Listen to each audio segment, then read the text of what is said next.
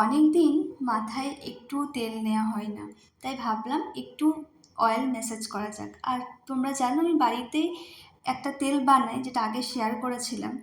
তো আমি ভাবলাম যে একটু মতো তেল বানিয়ে নিই। কিছুই না, এখানে আবার সব কিছু আমার ছিলও না। গ্রামে যেমন সব কিছু পাওয়া যায়, সেরকম নারকেল তেল আর একটু মেথি, কয়েকটা দানা, কারণ আমি একবারই ব্যবহার করব। আর ছিল কয়েকটা কুচো পেঁয়াজ, আর ছিল কয়েকটা অ্যালোভেরা কুচো। এমনকি জানো, আমার অ্যালোভেরা গাছটাও আমেদাবাদ থেকে আনতে গিয়ে পুরো নষ্ট হয়ে গেছে। আর দুটো ভিটামিন ই ক্যাপসুল। আমার তো লম্বা চুল, যাদের ছোট তাদের একটাতেই হবে। তবে আমি বলবো এই তেলটা তোমরা স্টোর করে রেখো, স্টোর করে থাকে, তেলটা নষ্ট হয় না।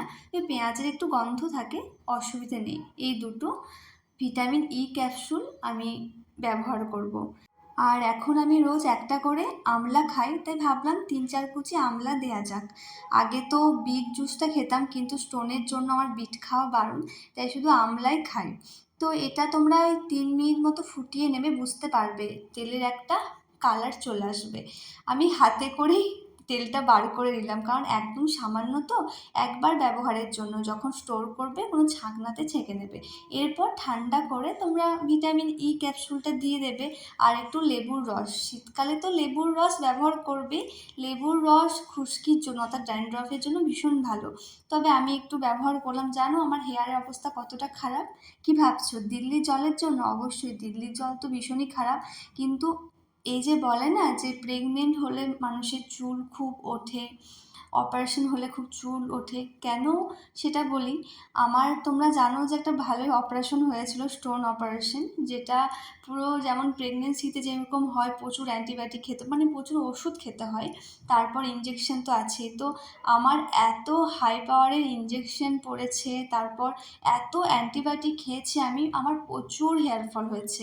মানে আমার এত বছরে জানা হেয়ার ফল হয়েছিল, কিন্তু এই কয়েকদিনে আমার প্রচুর হেয়ার ফল হয়েছে। কিন্তু আমার চুলটা অনেক বেশি বলে আমি এখনও পুরোপুরি, মানে চুল উঠে যায়নি।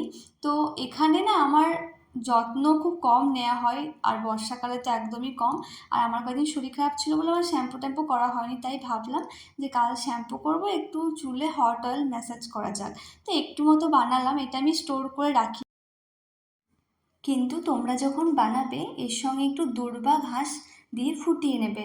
আমি এখানে দূর্বা ঘাসটা পাইনি, কিন্তু তোমরা দূর্বা ঘাস দিয়েই ফোটাবে। জবা পাতা দেওয়ার দরকার নেই, দূর্বা ঘাস দিলেই হবে। আর আমি জানো তো তেল নিয়ে থাকতে পারি না, মানে তেল নিয়ে আমি বেশিক্ষণ রাখতে পারি না, কিন্তু তেলটা চুলের জন্য খুব দরকার। অনেকজনের ঠান্ডা লেগে যায়, আমারও একটু তেল দিলে একটু মাথা ব্যথা করে, কিন্তু তারপর আবার ঠিক হয়ে যায়।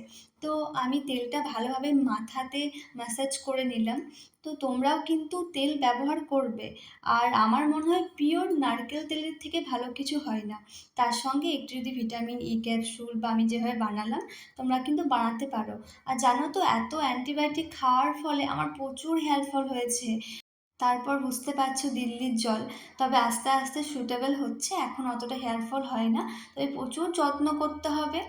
আর তোমরাও চুলের যত্ন করো, অনেকজনের চুল খুব পছন্দ। আর জানো তো, বিয়ের যে একটা নিয়ম আছে না, যে 1 বছর চুল কাটতে নেই, কিন্তু বিশ্বাস করো এই নিয়মটা আমি পুরোপুরি রাখতে পারিনি, অর্থাৎ আমাকে নিয়ম ভঙ্গ করতে হয়েছে। তো তোমরা সবাই ভালো থেকো, টাটা।